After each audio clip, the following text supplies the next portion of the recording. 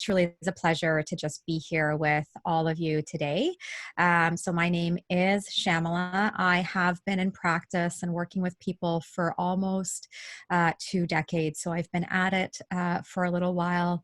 My background is I'm trained as a registered psychotherapist. I'm also trained as a registered couple and family therapist. And my specialty and where I've really found my passion and my mission is in helping people have high performance relationships.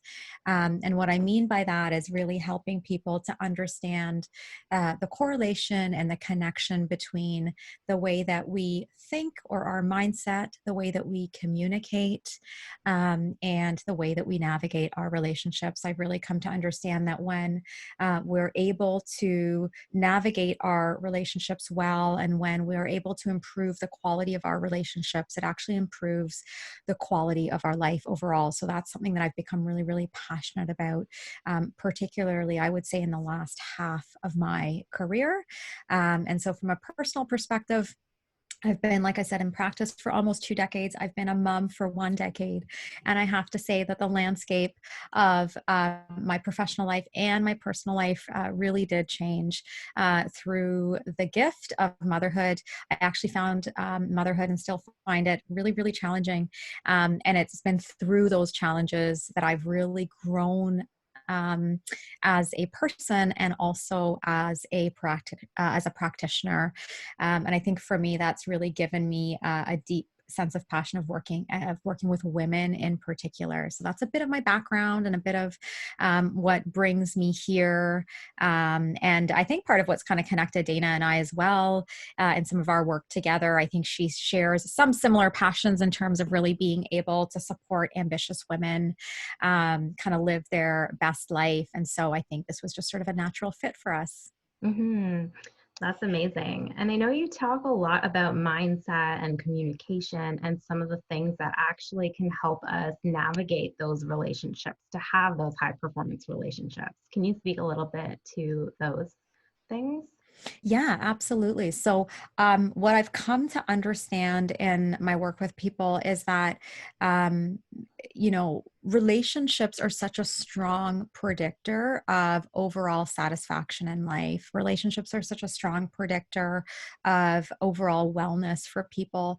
And where we can get really tripped up in terms of navigating relationships, it's when our emotions get in the way. Right. So when we have feelings of guilt, for example, or feelings of overwhelm, or feelings of anxiety or fear, even, right? There are so many women that experience a lot of fear in their relationships. And so when these emotions begin to interplay in a really negative way, what ends up happening is that it really wreaks havoc on our ability to navigate those relationships well. So I always start my work with people from a mindset perspective. I always look at mindset as kind of the foundation of everything that I do and the work that I engage in. And once we have that foundation laid down, once we have that mindset foundation, once a person is really able to take a hold of their negative thoughts, that's when I will work with people on their communication skills. What I've come to understand about people is that when we have the ability to communicate with confidence, we are able to navigate all of our relationships. We're able to navigate our personal relationships and we're able to navigate our professional relationships. And the flip side is also true. What I've come to notice is when we are unable to communicate assertively, when we're unable to communicate openly and directly and communicate with confidence, it can really, really get us stuck. And I've seen really high performing, ambitious women get stuck, not only personally, but professionally as well, when they're not able to sort of hone those skills. Mm-hmm. And so I know a lot of people have been in close contact with a lot of their family members recently because they're kind of forced to work at home. They're around those people a lot more than they're used to and working from home. How do we navigate those relationships when those dynamics have changed and also still be productive at the same time? Yeah, and it's a great question, Dana. And one of the things that I've been saying to whether it's our coaching clients or in some of the other lives that I've been doing over the last couple of weeks is that a lot of the rules of the mindset and relationship game haven't really changed a whole lot. So the rules that I'm going to share, the guidelines, the strategies, the ideas that I'm going to share with your audience today are strategies that I've been using for the last 20 years. They're not new strategies just because we're in social isolation or social distancing and in this pandemic state. But what has changed is the urgency with which we need to use them. I think it's that much more critical right now that we access and execute on emotional intelligence skills. It's really necessary that we use these skills because we are in this sort of pressure cooker, right? We're in this state where we are feeling so overwhelmed, where we're spending way too much time together, and we're having a tricky time sort of navigating that time apart. So to answer your question specifically, I want to make sure I gave that context, but to answer your question specifically, Dana, I think what we know about relationships is that they function at their best when we are able to navigate time together and time apart, when we are able to clearly and directly and assertively navigate togetherness and separateness. Those are two critical parts and elements to every high performance relationship, right? And so now that we're in this situation where we're in social isolation and what's happened is we've got so much time together with a very small group of people, namely for most people, it's their family, or it might be their roommate, or right, whoever you're living with in your home and you're socially isolated with, you've got so 24/7 with them. And then the flip side of that is what's happened is all of our other relationships, we've got so much distance in those relationships. And the reason this is really important from a mindset perspective, Dana, is that these other relationships often are really significant contributors to our self-identity and how we see ourselves. And for some people, like I know for myself, I have different parts of my identity that I value. One part that is really important to me is who am I as a professional woman, right? So that identity that I bring with me when I am out at my clinic, for example, right? Or I'm out in the public working with people, that part of my identity helps to fuel my sense of competence and my sense of contribution to the world and even my sense of confidence. So if I don't have access to that part of my identity in the same way, it's going to negatively impact my mindset. Mm-hmm. Right. And then when that is negatively impacted, it's going to have an impact then on my ability to communicate with confidence within my home or within my family system. So there's a real connection and correlation between these elements. And so the advice that I'm giving people right now is we need to, one, be really, really intentional about continuing to connect with the other parts of ourselves, right? So for example, you and I doing this live together, this gets to fuel my professional self, right? This gets to kind of feed into that part of my identity. And for this, however long we're on this live together, the 30, 45, 50 minutes, whatever it is, I get to be that part of who I am. And that feels good, right? That's really important to who I am and how I navigate my relationships. So we need to be intentionally connecting in these other relationships because these other relationships allow us to intentionally connect to other parts of ourselves. And likewise, we also need to be intentional with the relationships at home. Right. And there we need to make intentional time together, but we also need to take intentional time apart, right? And sort of be separate from those relationships and have that downtime, particularly, for example, for introverts. I'm an Mm-hmm. introvert. Even though I love like doing these sorts of things, part of I think what I love about webinars is it feels like I'm connecting with one person. I feel like I'm, sitting in a living room or whatever it is with you, and we're just talking mindset and relationships, right? But as an introvert, I need that downtime. I need that time where I'm not talking to anybody and no one's talking to me, right? And if I don't have that, that's going to mess with my mindset, Mm-hmm. right? So we need to be really uh, intentional about identifying what our needs are right now, because we are all feeling the stress, pressure, and overwhelm that comes with our current social climate. And we need to be strategic about implementing strategies that are going to foster self-care for us. Does that make sense? Absolutely. Yeah, absolutely. And I know you speak a lot to the way that you communicate with people. So, if Mhm. we want to set these kind of boundaries with our family members and have that downtime where we can just be ourselves and have no interaction with people, just because we are so used to being around people so much, we need that boundary. Mhm. How Mhm. do we best communicate that with someone else? Yeah, great. It's a great question. And again, I go back to the question that you're asking me and the strategies we're going to begin to talk about in just a moment. None of what I'm going to share with you is really new. Maybe there's a little added element of creativity that we need to introduce when we're dealing with our current landscape. But boundary setting has always been and will always be a critical skill that will help you to bridge the gap between your mindset, your ability to care for yourself well, and your relationship. So if you think of like your responsibility to yourself over here, and then you think about your responsibility to others over there, like as two entities, boundaries will always bridge that gap for you. Right? Boundaries are the things that we need to implement in every single one of our relationships. So if you think of boundaries right here, so that we can practice self-care, we can like be our best selves, and so that we can show up for others. Mhm. Right. So boundaries are always going to be your best friend, guys. So I want you to use them always, not just now that we're in a pandemic and we're in this funny 24/7 situation with our families. I want you to use these boundaries beyond COVID.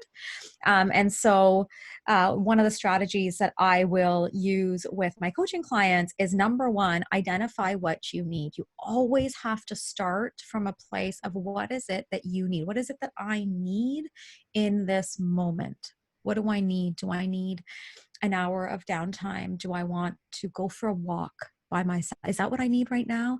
Do I actually need to connect more intentionally with the people in my home, right? Just because we're spending 24/7 together doesn't mean it's quality time. Right?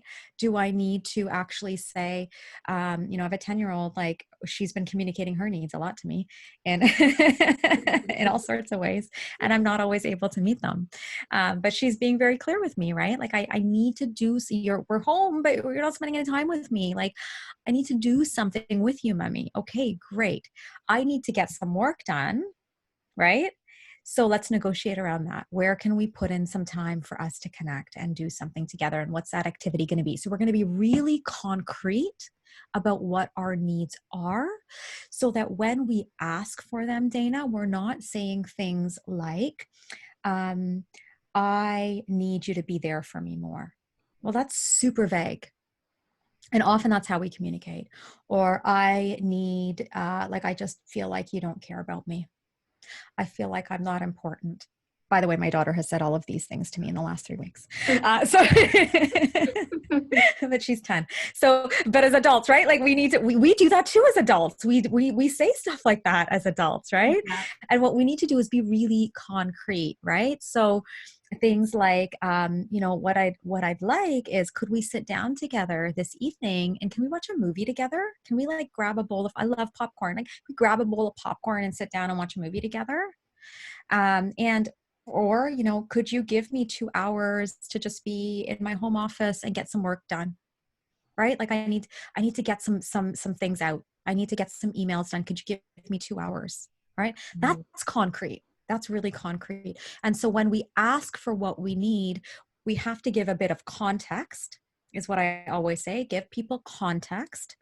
And that's like saying to them, I've really been struggling with this whole social distancing, social isolation situation. It's really been hard for me. I've been thinking quite a bit about just restructuring some things. That's the context. Okay. The second step is ask.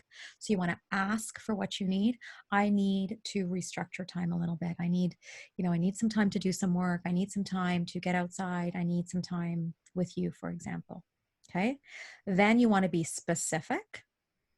That's the third step. And being specific is saying something like, could we sit down and watch a movie together tonight? Right.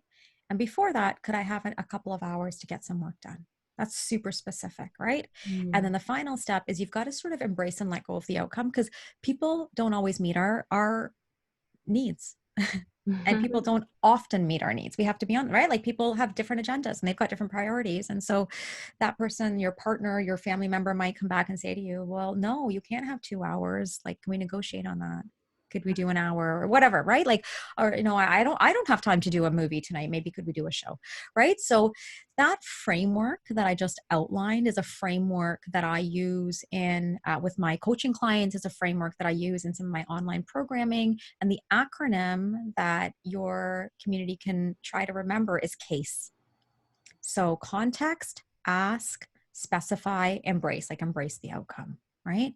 So that's a great 4-step framework that we can use now and we can use beyond COVID to really help us to communicate assertively and set those boundaries with people. Wow, dropping so much knowledge on us. So that's great. I love those tips. I'm going to try to use those myself. But what happens when the other person is kind of triggered? We had a question come in, and it's a Mm-hmm. really good one.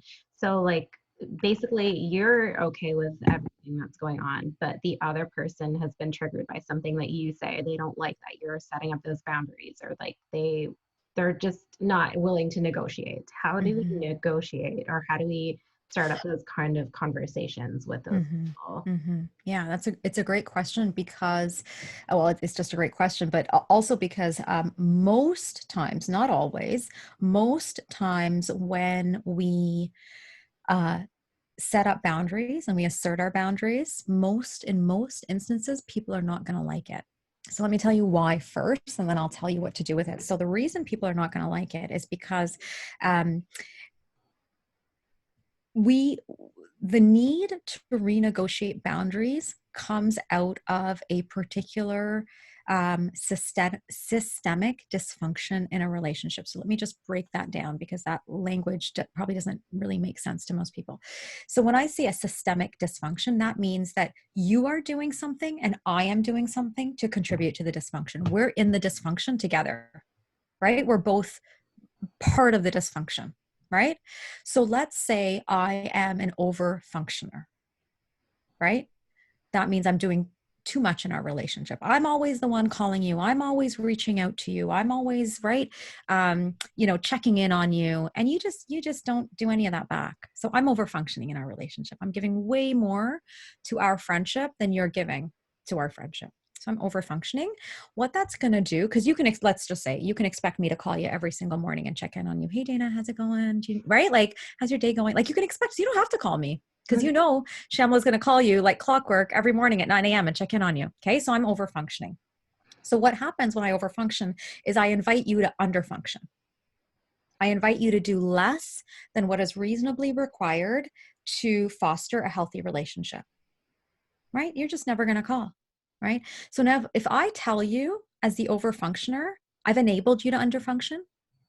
So I'm partly responsible for you never calling me, because I've made it super easy for you to never call me and check in on me and, like, right, give Mm-hmm. generously to our friendship.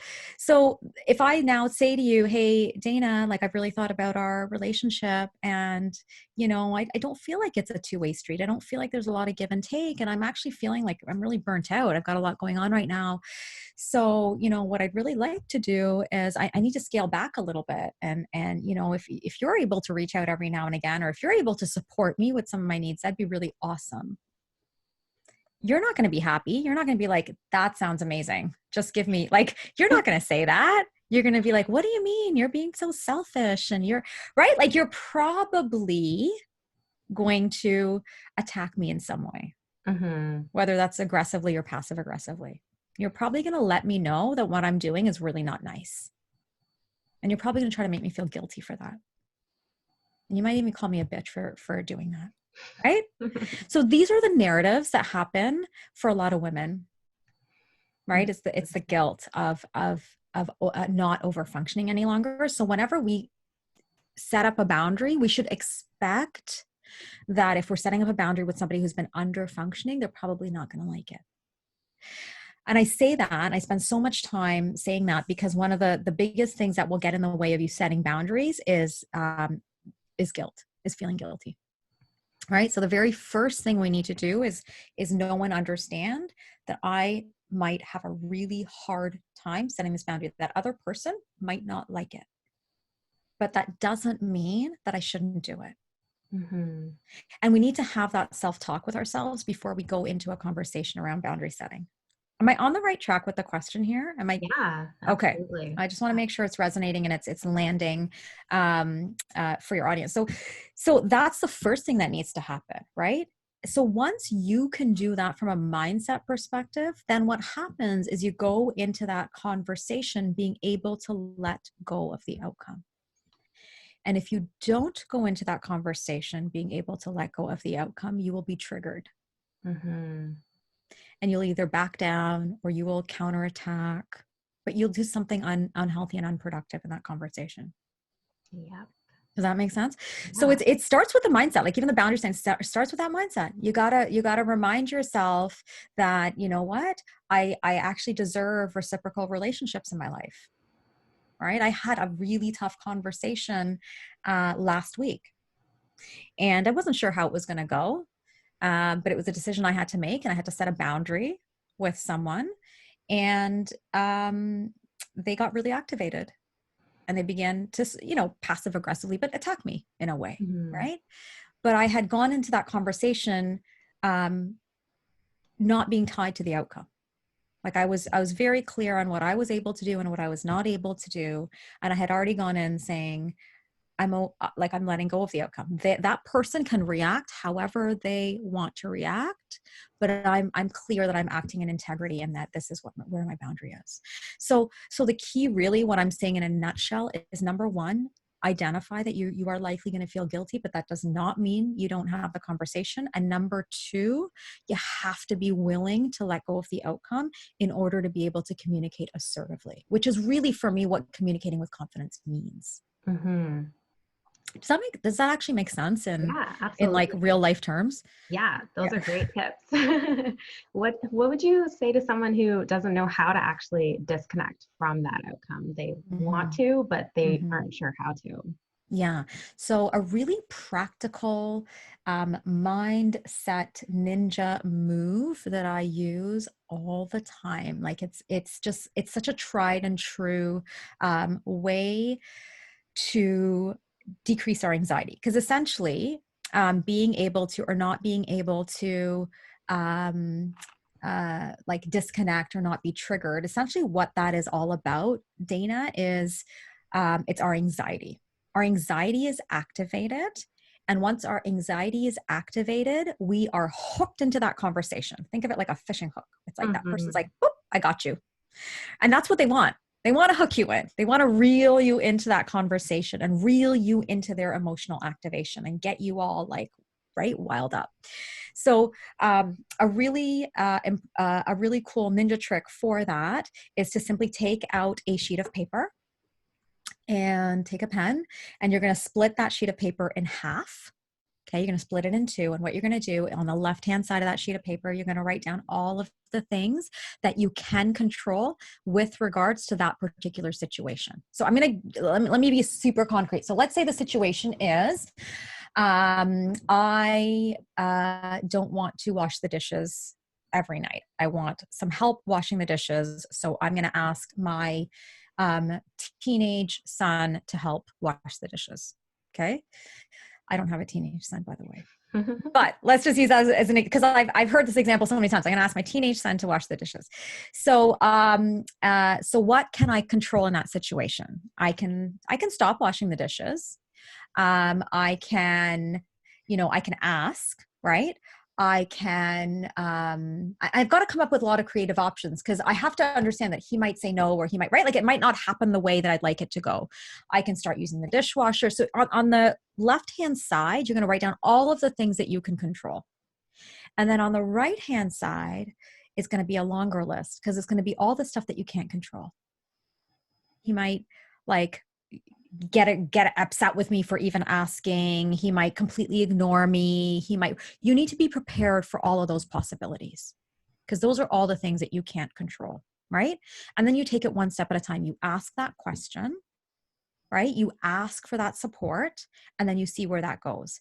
But that's a really, and sometimes some people you can use that exercise after you've had the conversation and say, okay, that conversation like did not go as I planned or as I hoped. Let me take a deep breath. Let me pull out my sheet of paper and because writing is very grounding, right? Takes us out of our sort of emotionally reactive state. And I'm going to begin to write down and identify all the things that I can control in this situation. Like, what can I do next? What are my options moving forward now? And what can I not control? What do I need to accept from this conversation? Does that help? Yeah, absolutely. And we had a question come in. So, like, how do you let go of the anxiety about the outcome in order to do that? So, I think you kind of already spoke to that a little bit because the anxiety is what you can't control. The That's anxiety, that's scary. exactly it. The anxiety, guys, is literally, in my opinion, is focusing on things that you can't control. And when we try, and let me tell you, the thing that we get most anxious about are other people's thoughts, other people's feelings, and other people's choices. And we can't control those things. We cannot control what other people think, what other people feel, and what other people do. So I would give you do a test, like just ask next time you're feeling anxious, ask yourself, what am I thinking about? What am I focusing on? It's quite likely somebody else's thoughts, feelings, or actions. Okay. The only two things we can control are our thoughts and our actions. Right. So those are the only two things that go on the left-hand side of that page where you're identifying the things that you can control. I love that. That's awesome. And I think we can also relate this to all of the real world things, like not just washing dishes, but You got even it. all of our fears about everything that's happening with COVID-19, Mm-hmm, like fear of mm-hmm, losing our job, mm-hmm, fear of mm-hmm, getting sick, and mm-hmm, fear of mm-hmm. like not having enough money to come in to pay for our bills. I don't know if you have Works anything with extra to add. exactly. Yeah. Well, it worked, and that's exactly. I'm so glad you brought that up because that's what I mean, I've been doing probably more like talks and interviews and things like that lately because what we're seeing um, uh, is that there is a rise in mental health since this pandemic. Hmm. And what the stats are showing is that there's quite likely going to be a mental health pandemic after the COVID-19 pandemic. There's going to be what we're calling an echo pandemic of mental health right after and so yeah, all of this is intensified for us. But the strategies that we use to manage anxiety in times of crisis are very much the same strategies that we use on a day-to-day basis, right? And the strategy of identifying what we can control is something that is developmentally appropriate at every stage. I use it with children that we see in our practice. I use it with my daughter. I use it with myself. I use it with, people that are in their 60s and 70s that we work with, right? So it's developmentally appropriate at every single stage of life. It is also appropriate regardless of what the circumstances are. So pre-COVID, during COVID, or post-COVID, these strategies are appropriate and really useful. Hmm. I'm going to definitely be using that a little bit more now because I do struggle a little bit with anxiety myself. So thank And me you. as well. Like I will my natural tendency is a worrier, right? Like I will worry. So I'm always very transparent with people that I work with is that I'm not speaking as someone who has this all figured out. I'm also not speaking as someone who hasn't struggled with this stuff. The thing that got me really passionate about helping women manage their anxiety and build their confidence is that I struggled with that myself. I had a really, really hard time learning how, like, there was a time where I truly didn't even believe that we could control our thoughts. Which now I think about that, I'm like, that's wild, Shyamala. I can't believe you thought that, right?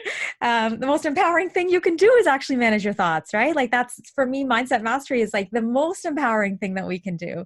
But I hear you, right? Like that worry is so prevalent. And I would say it's particularly really prevalent with females, right? And ambitious females, in all honesty. right? I think that there's something about being a high performer that kind of breeds that sort of perfectionistic tendency. I see someone here is put in the chat, like pleasing others. Like these are the elements that come up for us as women in particular, but particularly when you are trying to navigate all these different roles. Yep. And I'm definitely a people pleaser as well. So I know Mm-hmm. all about Mm-hmm, mm-hmm. that. And I think, you know, still women are socialized to be that way. Like that's just the reality is women are socialized. Don't rock the boat, be really polite, be nice, Hmm. right? And I think that we can be, I don't like the word nice, but I think we can be super kind and authentic in our relationships and also be assertive. I think that is possible. Amazing. And I know you have some things about communication. You have some audits that we can kind of see how we are already communicating, and maybe you have some links that we can put into the audience after that you can kind of. Yeah, that I can sort of speak to. Yeah, like there are if this content resonates with you at all, there's a few things that you can have access to, and they're free resources. So I've created a 10-page PDF. You can download it for free, and it is called The Four Brain Traps That Will Ruin Your Relationships. It is based on my foundational course, Mindset Mastery, where I look at the four different categories of brain traps. I break the brain traps down as anxiety provokers, confidence killers, communication culprits, and relationship toxins. So I've taken like the 15 different cognitive distortions and I've sort of placed them in four easy to remember categories. But these are the thinking traps that will really wreak havoc on our ability to live life well. And they really do get in the way of us just sort of showing up as our best selves and contributing fully to our mission. So that is a free download that you can access. I also do a weekly live coaching session in my private Facebook community called the EQ Lab. And I know that Dana is going to hook you up with all of that information. So if you are interested in sort of live coaching this way, I do that every Thursday at 11 a.m. And you just need to be you just need to join the EQ Lab in order to have access to it. And in fact, we launched this program just yesterday. And so the first training from yesterday is in there. So I think that that got cut off there, Dana, the Facebook one. It says the EQ Lab instead of the Oh. EQ Lab. But there's also like lots of free content that I put up all the time on Instagram. So if you're more on IG, if you go to the link in my bio on Instagram, I have, I think, 3 free audits. I have a mindset audit, I have a communication style audit, I have a relationship style audit, as well as the free, yep, there it is, the Brain Traps download. And right now, what I'm running is an invite challenge. And so I'll tell you just quickly a little bit about that. Like I said, we are projecting a mental health pandemic post the COVID-19 pandemic, and we're calling it an echo pandemic to COVID-19. That's what is being projected. It's a report that I got from CTV for an interview that I did yesterday for them. And that's what they wanted me to speak to, is this rise in mental health that is occurring right now.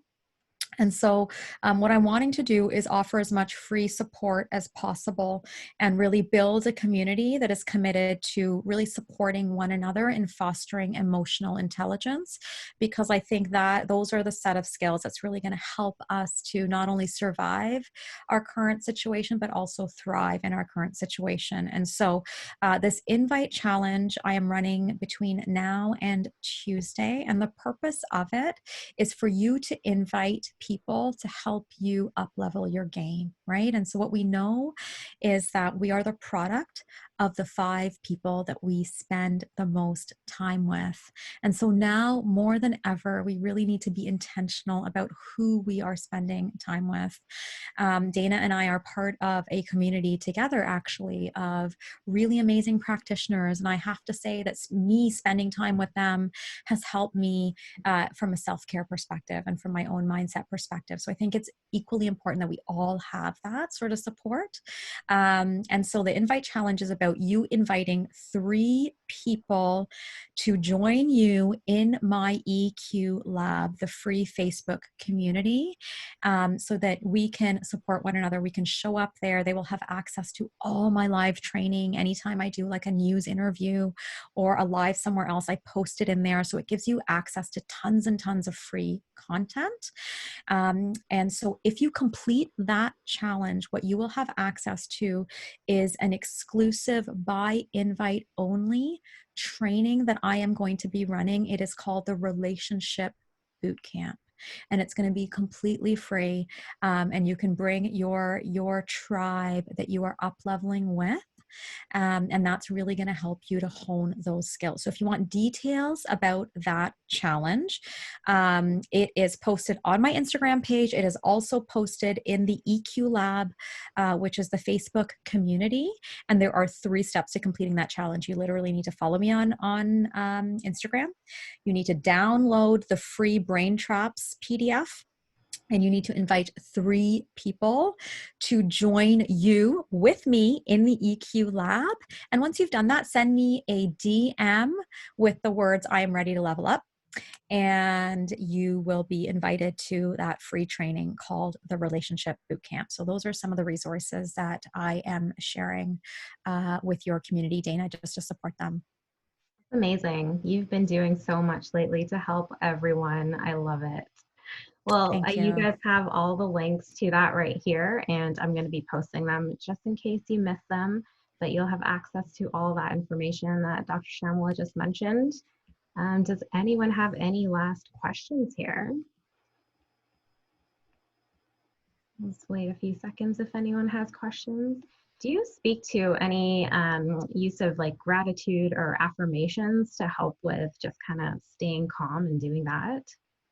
Yeah. So, what we know about gratitude is that when we are in a state of gratitude, we cannot concurrently be in a state of fear or anxiety. Right. So just in the moment, in those moments where you're practicing and exercising and expressing gratitude, in those moments, physiologically, you cannot also be in that fight or flight state of fear and anxiety. Right. So the more we introduce and the more we practice gratitude in a day-to-day and moment-to-moment life, the more we can reduce symptoms of anxiety and depression. So certainly can be helpful, especially during this time. Absolutely. And I know I'd love doing those things myself. Mhm. All right. So I don't see any other questions coming in here. Is there anything else that you would like to add in, Shyamala? The only thing I would say to people right now is that as scary as this time is, and as much uncertainty and as much unknown as there is during this time, I also think there's a lot of opportunity, right? There is a slower pace that is being offered to us because we can't go anywhere. So there's a real opportunity, I think, to really lean in and to finally do some of that personal development, some of that self-care, some of that really honing those skills that often we don't have an opportunity to work on because life is just so busy. We just go move at such a quick pace as a society that often we don't have the opportunity to do some of that deeper work. So I would say what I am saying and what I am also trying to practice myself is really like leaning in to the slower pace, leaning in to some of the discomfort and some of the fear, because I also think those are the places where we're going to experience the most growth. Absolutely. Those are some really great tips. Well, thank you so much for everything, Shyamala. It's so great to have you here. I hope everyone learned a lot and has some tips that they can start to implement right away. I don't see any other questions, so yeah. All right. Well, thank you so much for being here, Shyamala. It was so great to have you. Thank you guys so much for trusting me with this time. And Dana, thank you so much for trusting me with your platform. Of course. We'll have you back one day. I'm sure everyone wants more of That Shyamala. would be amazing. I would love that. Have a great day, you guys. You too. Have a great day, everyone. Bye. Bye.